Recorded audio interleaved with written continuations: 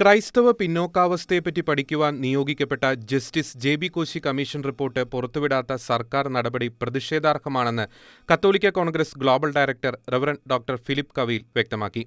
Justice J B. Koshy commission report പുറത്തുവിട്ട് സഭാസമൂഹങ്ങളുമായി ചർച്ച ചെയ്ത് നടപ്പിലാക്കുക, ഭാരത അപ്പസ്തോലൻ മാർ തോമാസ് ശ്ലീഹായുടെ ഓർമ്മദിനമായ ജൂലൈ 3 പൊതു അവധി പ്രഖ്യാപിക്കുക തുടങ്ങിയ ആവശ്യങ്ങൾ ഉന്നയിച്ച് കത്തോലിക്കാ കോൺഗ്രസ് ചങ്ങനാശ്ശേരി അതിരൂപതാ സമിതിയുടെ നേതൃത്വത്തിൽ സെക്രട്ടേറിയറ്റ് പടിക്കൽ നടത്തിയ ധർണ ഉദ്ഘാടനം ചെയ്ത് പ്രസംഗിക്കുകയായിരുന്നു അദ്ദേഹം. എപ്പോഴും പറഞ്ഞു പറ്റിക്കാവുന്ന ജനവിഭാഗമായി ക്രൈസ്തവരെ കാണരുത്. സമുദായം ആരുടെയും സ്ഥിര നിക്ഷേപമായ വോട്ടിംഗ് മേഖലയല്ല. എല്ലാ രാഷ്ട്രീയ പാർട്ടികളും നിലപാടുകൾ വ്യക്തമാക്കണം. മൂല്യാധിഷ്ഠിത പൊതുപ്രവർത്തനം നടത്തുന്ന സമുദായ താൽപര്യങ്ങൾ കൂടി സംരക്ഷിക്കുന്ന നേതാക്കളെ വിജയിപ്പിക്കാൻ കക്ഷി രാഷ്ട്രീയത്തിനതീതമായി മുന്നിട്ടിറങ്ങേണ്ടി വരുമെന്നും ഫാദർ ഫിലിപ്പ് കവീൽ വ്യക്തമാക്കി. ക്രൈസ്തവ അവഗണന തുടർന്നാൽ ഭാവിയിൽ കേരളത്തിലെ രാഷ്ട്രീയ സമവാക്യങ്ങൾ തന്നെ മാറിമറിയുമെന്നും അദ്ദേഹം കൂട്ടിച്ചേർത്തു. ഇന്ന് ചങ്ങനാശ്ശേരി അതിരൂപതയിലെ കത്തോലിക്കാ കോൺഗ്രസ് പ്രവർത്തകരും ഈ പരിപാലനമായ സെക്രട്ടേറിയറ്റിന്റെ മുമ്പില് ധർണാ സമരത്തിനായി വന്നിരിക്കുന്നുവെങ്കിൽ അതിനൊരു കാരണമുണ്ട്. നാളുകളായി നിലവിളിക്കുന്ന മുറവിളി കൂട്ടുന്ന സിറോ മലബാർ മാർത്തോമാ ക്രിസ്ത്യാനികളുടെ സമുദായ സംഘടനയായി കത്തോലിക്കാ കോൺഗ്രസിലൂടെ പല കാലങ്ങളായി ഞങ്ങൾ ആവശ്യപ്പെടുന്ന കാര്യങ്ങൾ ബഹിരകർണങ്ങളിൽ പതിക്കുന്നു എന്നുള്ള ഒരു ചിന്തയുള്ളത് കൊണ്ടാണ് ഞങ്ങൾ വളരെ പ്രത്യേകമായിട്ട് ഇങ്ങനെ ഒരു ധർണ ഈ ജൂലൈ 2 തീയതി ഇവിടെ സംഘടിപ്പിച്ചിരിക്കുന്നത്. പ്രിയപ്പെട്ടവരെ, ഞങ്ങളെ സംബന്ധിച്ചിടത്തോളം ഏറ്റവും പരിപാലനമായ ഒരു പുണ്യദിനമാണ് ജൂലൈ 3. ഞങ്ങളുടെ വിശ്വാസത്തിന്റെ പിതാവ് മാർത്തോമാ ശ്ലീഹ ഭാരതത്തിൽ വന്ന് അദ്ദേഹത്തിന്റെ ജീവൻ വരുന്ന ദിനമാണ് ജൂലൈ 3. ദുഃഖാന തിരുനാൾ അദ്ദേഹത്തിന്റെ ഓർമ്മ ദിനമാണ്. സെന്റ് തോമസ് ദിനമെന്ന പേരോടെ ഞങ്ങൾ ഓമനിച്ച് ആദരിക്കുന്ന ഈ ദിനം കത്തോലിക്കാ സമുദായത്തിൽപ്പെട്ട ഞങ്ങൾക്ക് അവധി ദിനമായി ലഭിക്കണമെന്ന് സർക്കാരിനോട് ഒന്നടങ്കം ആവശ്യപ്പെടുവാനാണ് ഇത്തരത്തിലൊരു ധർണ ഞങ്ങളിവിടെ സംഘടിപ്പിച്ചിരിക്കുന്നത്. പ്രിയപ്പെട്ടവരെ, ഇത് വെറും ഒരു വിവേചനപരമായ അവകാശമൊന്നുമല്ല. നമ്മൾ പരിശോധിച്ചാൽ ഈ നാട്ടിലെ മറ്റ് സമുദായങ്ങളെ നമ്മൾ നോക്കിയാൽ അവരുടെയൊക്കെ പ്രധാനപ്പെട്ട ദിനങ്ങൾ ഗവൺമെന്റുകള് അവധിയായിട്ട് പ്രഖ്യാപിച്ചിട്ടുണ്ട്. ആദരണീയനായ മന്നത്ത് പത്മനാഭന്റെ ദിനം മന്നം ജയന്തി ദിനമായിട്ട് പൊതു അവധി പ്രഖ്യാപിച്ചിട്ടുണ്ട്. അതുപോലെ തന്നെ ഇവിടെ ശ്രീനാരായണ ഗുരു സമാധി ദിനത്തിന് പൊതു അവധിയാണ്. അതുപോലെ വിശ്വകർമ്മ ദിനത്തില് വിശ്വകർമ്മ വിഭാഗത്തിൽപ്പെട്ടവർക്ക് റെസ്ട്രിക്റ്റഡ് ഹോളിഡേ അനുവദിച്ചിട്ടുണ്ട്. എന്തുകൊണ്ട് സിറോ മലബാർ സഭയിലെ മാർത്തോമാ ക്രിസ്ത്യാനികൾക്ക് ജൂലൈ 3 ഒരു അവധി പ്രഖ്യാപിച്ചുകൂടാ? ഇച്ഛാശക്തിയുള്ള ഗവൺമെന്റ് ആണെങ്കിൽ അവർക്കിത് സാധിക്കുമെന്നാണ് ഞങ്ങൾ വിശ്വസിക്കുന്നത്. അതുകൊണ്ട് ഞങ്ങളുടെ ആദ്യത്തെ ആവശ്യം ജൂലൈ 3 മാർത്തോമാ ക്രിസ്ത്യാനികൾക്ക് പരിപാലനമായ ഈ സെന്റ് തോമസ് ദിനം പൊതു അവധിയായിട്ട് ഗവൺമെന്റ് പ്രഖ്യാപിക്കണം. 2, ക്രൈസ്തവ സമൂഹങ്ങളുടെ പിന്നോക്കാവസ്ഥ പരിഗണിക്കുവാൻ വേണ്ടി ഈ ഗവൺമെന്റ് തന്നെ നിശ്ചയിച്ച് മുന്നോട്ട് കൊണ്ടുവന്ന ജെ.ബി. കോശി കമ്മീഷന്റെ നിർദ്ദേശങ്ങൾ നടപ്പിൽ വരുത്തണം. പ്രിയപ്പെട്ടവരെ, ആ നിർദ്ദേശം നടപ്പിൽ വരുത്തുന്നതിന് മുമ്പ് ഈ കമ്മീഷൻ ഈ നാട്ടില് ഈ ഗവൺമെന്റിന് സമർപ്പിച്ച നിർദ്ദേശങ്ങൾ എന്താണ് എന്ന് ആ റിപ്പോർട്ട് പൂർണ്ണമായ തരത്തില് പുറത്തുവിടണമെന്നാണ് ഞങ്ങൾക്ക് ആവശ്യപ്പെടുവാനുള്ളത്. ഇവിടെ തെരഞ്ഞെടുപ്പുകൾ വരുമ്പോൾ സർക്കാരുകൾ ചില ഗിമ്മിക്കുകൾ കാട്ടി ഞങ്ങളുടെ സമുദായത്തെ പറ്റിക്കുകയാണോ എന്ന് ഞങ്ങൾക്ക് സംശയമുണ്ട്. കഴിഞ്ഞ നിയമസഭാ തെരഞ്ഞെടുപ്പിന് മുമ്പ് ക്രിസ്ത്യാനികളെ ക്രൈസ്തവരെ ആശ്വസിപ്പിക്കാനെന്ന മട്ടില് അവരുടെ പിന്നോക്കാവസ്ഥയെ പഠിക്കാൻ വേണ്ടി ജെ.ബി. കോശി കമ്മീഷനെ നിയമിച്ചു. പ്രിയപ്പെട്ടവരെ, അതിനുശേഷം എന്താണ് സംഭവിച്ചത്? ആ കമ്മീഷന് പ്രവർത്തിക്കാൻ ആവശ്യമായ സംവിധാനങ്ങൾ ഈ ഗവൺമെന്റ് ഒരുക്കി കൊടുത്തില്ല. ഒരു ഓഫീസോ കമ്പ്യൂട്ടർ സംവിധാനങ്ങളോ അവർക്ക് കിട്ടിയില്ല. ജെ.ബി. കോശി കമ്മീഷൻ വെറും നോക്കുകുത്തിയായി നിന്നപ്പോൾ ഈ നാട്ടിലെ ക്രൈസ്തവ സഭാ വിഭാഗങ്ങൾ, പ്രത്യേകിച്ച് സിറോ മലബാർ സഭ വളരെ കൃത്യമായി ഇടപെടുകയും മുറിവിളി കൂട്ടുകയും ചെയ്തതിന്റെ പശ്ചാത്തലത്തിലാണ് അത്യാവശ്യ സൗകര്യങ്ങളെങ്കിലും കിട്ടിയത്. ഈ ബഹുമാനപ്പെട്ട ജസ്റ്റിസ് ജെ.ബി. കോശിയെ ഞാൻ കണ്ണൂര് വെച്ച് പോയി കണ്ടതാണ്. അദ്ദേഹം തന്നെ ഈ കാര്യം എന്നോട് പറഞ്ഞിട്ടുള്ളതാണ്. ബഹുമാനപ്പെട്ട ചാണ്ടി ഉമ്മനെ പോലെയുള്ള നേതാക്കന്മാർ ഇവിടെയുണ്ട്. അതുപോലെ നമ്മുടെ പ്രിയപ്പെട്ട MLA ഇവിടെയുണ്ട്. ഇവർക്കൊക്കെ ഈ കാര്യങ്ങൾ അറിയാവുന്നതാണ്. ഞങ്ങൾക്ക് നിങ്ങളോട് പറയുവാനുള്ളത്, നിയമസഭയിൽ നിങ്ങൾ ഈ സമുദായത്തിന് വേണ്ടി സംസാരിക്കണം. ക്രൈസ്തവ സമുദായത്തിന്റെ പിന്നോക്കാവസ്ഥയെ പരിഗണിക്കുവാനും അത് പരിഹരിക്കുവാനും രാഷ്ട്രീയ നേതാക്കളായ നിങ്ങൾക്കും കടമയുണ്ട്. പ്രിയപ്പെട്ടവരെ, ഇനി മുതൽ ഈ സമുദായം ഒറ്റക്കെട്ടായി കത്തോലിക്ക കോൺഗ്രസിന്റെ ബാനറിൽ അണിനിരക്കുമെന്നതിന് യാതൊരു സംശയവും വേണ്ട. ആർക്കെങ്കിലും സംശയമുണ്ടെങ്കിൽ കഴിഞ്ഞ തിരഞ്ഞെടുപ്പിലേക്ക് നിങ്ങളൊന്ന് കണ്ണോടിച്ചു നോക്കിയാൽ മതി. ഞങ്ങൾ ഒരുമിച്ച് നിന്നാൽ ഈ നാടിന്റെ വിധിയെ മാറ്റിമറിക്കുവാൻ ഞങ്ങൾക്ക് സാധിക്കും. ഞങ്ങളുടെ ആളുകൾ അത് കാണിച്ചു കൊടുത്തു. പ്രിയപ്പെട്ടവരെ, ഇത് എല്ലാ മുന്നണികൾക്കുള്ള ഒരു മുന്നറിയിപ്പാണ്. ഞാൻ തലശ്ശേരിയിൽ വെച്ച് ഒരു പൊതുസമ്മേളനത്തിൽ ഇലക്ഷന് മുമ്പ് പറഞ്ഞു, കത്തോലിക്ക കോൺഗ്രസ് നോക്കിയാൽ ചില മണ്ഡലങ്ങളിൽ ഒരാളെ വിജയിപ്പിക്കാൻ സാധിക്കുകയില്ലായിരിക്കാം.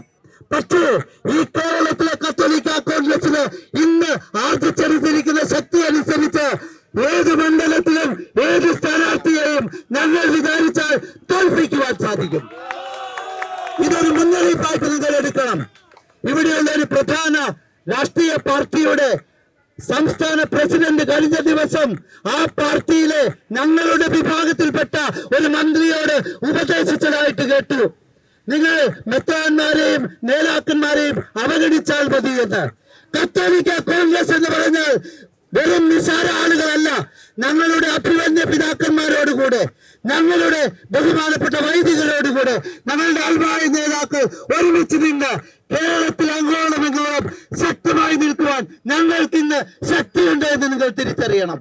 പ്രിയപ്പെട്ടവരെ, കത്തോലിക്ക കോൺഗ്രസിലൂടെ ഞങ്ങൾ ഒറ്റക്കെട്ടായി പ്രവർത്തിക്കും.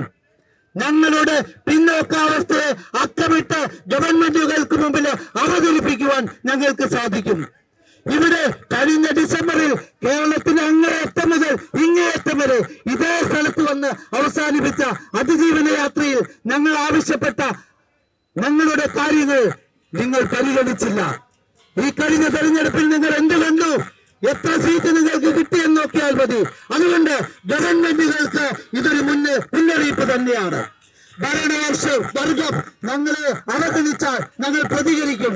പ്രതിപക്ഷത്തുള്ളവരോടും ഞങ്ങൾക്ക് പറയാനുള്ള ഇതാണ്, ഞങ്ങളുടെ ആവശ്യങ്ങൾ നിങ്ങൾ പരിഗണിച്ചാൽ ഞങ്ങൾ നിങ്ങളുടെ കൂടെ ഉണ്ടാകും.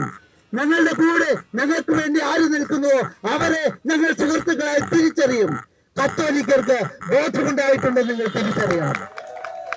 ഞങ്ങൾ ആരുടെയും ഫിക്സഡ് ഡിപ്പോസിറ്റുകളല്ല, ഒരു മുന്നണിയുടെ ഫിക്സഡ് ഡിപ്പോസിറ്റ് അല്ല. ഞങ്ങൾക്ക് വേണ്ടി ആര് സംസാരിക്കുന്നുവോ, ഞങ്ങൾക്ക് വേണ്ടി ആര് പ്രവർത്തിക്കുന്നുവോ അവരോടൊപ്പം കത്തോലിക്ക സമുദായവും ഉണ്ടാകും. ഇല്ലെങ്കിൽ ഞങ്ങൾ വളരെ ശക്തമായി പ്രതികരിക്കുമെന്ന് ഏറ്റുപറയുവാനാണ് ഞാൻ ഈ അവസരം ഉപയോഗിക്കുന്നത്. ഒരു കാര്യം കൂടി പറഞ്ഞ് ഞാൻ നിർത്തുകയാണ്. ഈ മാർത്തോമാ ക്രിസ്ത്യാനികള്, സിറോ മലബാർ സമുദായം ഈ സമൂഹത്തിലെ മൈനോറിറ്റിയാണെന്ന് നമ്മൾ എല്ലാവരും അംഗീകരിക്കും. ന്യൂനപക്ഷമാണെന്ന് അംഗീകരിച്ചാൽ പോരാ, ന്യൂനപക്ഷങ്ങളുടെ ന്യൂനപക്ഷമാണ് എന്ന് നമ്മൾ തിരിച്ചറിയണം. ഇവിടെ ഇന്ത്യ മഹാരാജ്യത്ത് പാഴ്സി സമൂഹത്തെ കുറിച്ച് നിങ്ങൾ കേട്ടിട്ടുണ്ട്. അവരേതാനും വർഷങ്ങൾക്കുള്ളിൽ ഇല്ലാതായി പോകുന്ന ഒരു സ്ഥിതിവിശേഷം ഈ നാട്ടിൽ സംജാതമായപ്പോൾ കേന്ദ്ര ഗവൺമെന്റ് അവർക്ക് വേണ്ടി ജിയോ പാഴ്സി സ്കീം എന്നൊരു സ്കീം തുടങ്ങി. ഇവിടെ എത്രപേർക്ക് അതിനെ കുറിച്ച് അറിയാം?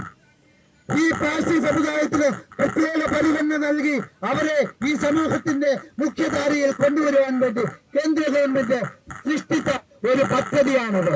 പ്രിയപ്പെട്ടവരെ, ഞങ്ങൾക്ക് പറയുവാനുള്ളത്, ഈ ജിയോ പാഴ്സി സ്കീമിന്റെ മാതൃകയിൽ ഒരു ജിയോ മാർത്തോമാ ക്രിസ്ത്യാനി സ്കീം ഇവിടെ അവതരിപ്പിക്കണം. കത്തോലിക്കർക്ക്, മാർത്തോമാ ക്രിസ്ത്യാനികൾക്ക് പ്രത്യേക പരിഗണനകൾ നൽകിയില്ലെങ്കിൽ ഒരു 20-30 വർഷങ്ങൾക്കുള്ളിൽ ഈ സമൂഹവും അന്യം നിന്നു പോകുമെന്ന് ഭീതിയോട് നമ്മൾ തിരിച്ചറിയണം. ഈ പൊതുസമൂഹത്തിന് അനേകം നന്മകൾ ചെയ്ത ഒരു സംഘടനയാണ് കത്തോലിക്ക കോൺഗ്രസ്. പ്രത്യേകിച്ചും ചങ്ങനാശ്ശേരിയിൽ നിന്ന് ആരംഭിച്ച ഈ സമൂഹം, ഈ സമുദായ സംഘടന കേരളത്തിലങ്ങോളം ഇങ്ങോളവും ഇന്ത്യ മഹാരാജ്യത്തിന്റെ എല്ലാ അതിർത്തികളിലും എത്തി അതിനപ്പുറത്തേക്ക് വളർന്നിരിക്കുകയാണ്. പ്രിയപ്പെട്ടവരെ, ഈ സമുദായത്തെ ഗവൺമെന്റുകളെ പരിഗണിക്കണം. അതുപോലെ തന്നെ ന്യൂനപക്ഷങ്ങൾക്ക് വളരെ പ്രത്യേകമായി കേന്ദ്ര ഗവൺമെന്റ് അവതരിപ്പിച്ചിരിക്കുന്ന പ്രധാനമന്ത്രി ജനവികാസ് കാര്യക്രമം എന്ന പദ്ധതിയുണ്ട്. ഇവിടെ എത്ര രാഷ്ട്രീയക്കാർക്ക് ഈ പദ്ധതിയെ കുറിച്ച് അറിയാൻ മേലാഞ്ഞിട്ടല്ല. ചില പ്രത്യേക വിഭാഗങ്ങള് ഒരുമിച്ച് താമസിക്കുന്നിടത്ത് ഈ പദ്ധതി ഉപയോഗിച്ച് സംസ്ഥാന സർക്കാർ അവർക്ക് സാധിക്കുന്നതിനപ്പുറവും ചെയ്തു കൊടുക്കുന്നുണ്ടെന്നുള്ളതാണ് സത്യം. എന്റെ മാർത്തോമ ക്രിസ്ത്യാനികള്, ക്രൈസ്തവര് ഒരുമിച്ച് താമസിക്കുന്ന ഇടങ്ങളിൽ ഈ പദ്ധതി ഉപയോഗിച്ച് ഈ ഗവൺമെന്റിന് നന്മ ചെയ്തുകൂടാ. കേരള സർക്കാരുകളോട് ഞങ്ങൾക്ക് പറയാനുള്ളത് ഒന്നേ ഉള്ളൂ. ഇനി മുതൽ ഞങ്ങളുടെ ആവശ്യങ്ങൾ പരിഗണിച്ചില്ലെങ്കിൽ ഞങ്ങൾ പ്രതികരിക്കും. അതും അതിശക്തമായ രീതിയിൽ ഞങ്ങൾ പ്രതികരിക്കും. ഞങ്ങളുടെ വോട്ടുകളാണ് ഞങ്ങളുടെ ആയുധം. ഞങ്ങൾക്ക് വേണ്ടി മറ്റാരും സംസാരിക്കുവാനില്ല എന്ന് ഞങ്ങൾ തിരിച്ചറിഞ്ഞു കഴിഞ്ഞു. അതുകൊണ്ട് കത്തോലിക്ക കോൺഗ്രസ് ആവശ്യപ്പെടുന്ന ഈ 3 കാര്യങ്ങൾ അക്കമിട്ട് പറയുകയാണ്. ജൂലൈ 3 മാർത്തോമ ശ്രീകായുടെ ദുഃഖാന ദിനം കത്തോലിക്കർക്ക് പൊതു അവധിയായിട്ട് ഗവൺമെന്റ് പ്രഖ്യാപിക്കണം. 2, ജെ.ബി. കോശി കമ്മീഷന്റെ റിപ്പോർട്ട് എത്രയും വേഗം പുറത്തുവിടണം. ആ റിപ്പോർട്ടിലെ നിർദ്ദേശങ്ങൾ നടപടിയാക്കണം. 3, മാർത്തോമ ക്രിസ്ത്യാനികള് മൈക്രോ മൈനോറിറ്റി എന്ന പദവി നൽകി അവരുടെ ഉന്നമനത്തിനായി ഗവൺമെന്റ് പ്രഖ്യാപിക്കണം. ഈ ആവശ്യങ്ങൾ മുന്നോട്ട് വെച്ചുകൊണ്ട് ഈ ധർണാ സമരം ഉദ്ഘാടനം ചെയ്തതായി പ്രഖ്യാപിച്ചുകൊണ്ട് ഞാൻ നിർത്തുന്നു. നന്ദി, നമസ്കാരം. ജയ് കത്തോലിക്ക കോൺഗ്രസ്. ധർണയ്ക്ക് ഐക്യദാർഢ്യം പ്രഖ്യാപിച്ച് എം.എൽ.എമാരായ Mons Joseph, Sunny Joseph, M. Vincent, Chandy Oommen, Job Michael, Roji M. John, Sebastian Kulathinkal തുടങ്ങിയവർ പ്രസംഗിച്ചു. അതിരൂപത പ്രസിഡന്റ് ബിജു സെബാസ്റ്റ്യൻ പടിഞ്ഞാറെ വീട്ടിൽ അധ്യക്ഷത വഹിച്ചു. അതിരൂപത director father Sebastian Chamakkala, general secretary Binu Dominic Naduvilezham, treasurer Jose John Vengantharra, public relations ജാഗ്രതാ സമിതി director father James Kokkavayalil, Yuvadeepthi SMYM director father Jobin Anakkallinkal തുടങ്ങിയവരും വിവിധ ക്രൈസ്തവ സംഘടനകളുടെ ഭാരവാഹികളും പ്രസംഗിച്ചു.